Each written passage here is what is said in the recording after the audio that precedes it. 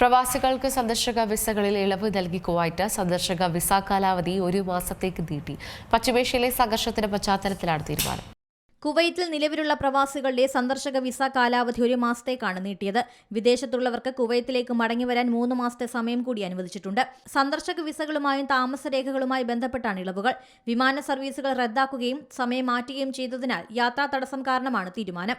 സന്ദർശക വിസയിൽ കുവൈത്തിലെത്തിയവർക്ക് മടങ്ങാനോ വിദേശത്തേക്ക് പോയവർക്ക് തിരിച്ചെത്താനോ കഴിയാത്ത സാഹചര്യമാണ് നിലവിലുള്ളത്. മിസൈൽ, ഡ്രോൺ ആക്രമണങ്ങൾ വ്യോമപാതയെ ബാധിക്കുകയും വ്യോമഗതാഗത നിയന്ത്രണങ്ങളും വിമാന സർവീസുകളിലെ തടസ്സങ്ങളും നിരവധി താമസക്കാർക്ക് സമയപരിധിക്കുള്ളിൽ മടങ്ങിയെത്തുന്നത് ദുഷ്കരമാണ്. ഈ കാലയളവിൽ കാലാവധി കഴിഞ്ഞതോ കഴിയുന്നതോ ആയ എല്ലാ സന്ദർശക എൻട്രി വിസകളും ശനിയാഴ്ച മുതൽ 1 മാസത്തേക്ക് പുതുക്കും. ഇത് ഇലക്ട്രോണിക് സംവിധാനം വഴി പൂർത്തിയാക്കുന്നതിനാൽ റെസിഡൻസി കാര്യ വകുപ്പുകളെ നേരിട്ട് സമീപിക്കേണ്ട. എല്ലാ ഫീസുകളും പിഴ പൂർണ്ണമായി ഒഴിവാക്കുമെന്നും മന്ത്രാലയം അറിയിച്ചു. നിലവിൽ വിദേശത്തായിരിക്കുകയും കുവൈറ്റിന് പുറത്ത് താമസിക്കാൻ അനുവദിച്ച സമയപരിധി കഴിഞ്ഞവർക്കും 3 മാസം വിദേശത്ത് തുടരാനുള്ള അനുമതിയും ഇലക്ട്രോണിക് സംവിധാനം വഴി ലഭിക്കും. ഇതിനും നേരിട്ടുള്ള അപേക്ഷ ആവശ്യമില്ല. ഫീസുകൾ ഒഴിവാക്കും. സാഹചര്യങ്ങൾ വിലയിരുത്തി സമയപരിധികൾ വീണ്ടും നീട്ടാൻ സാധ്യതയുണ്ടെന്നും മന്ത്രാലയം അറിയിച്ചു. International desk C Malayalam news.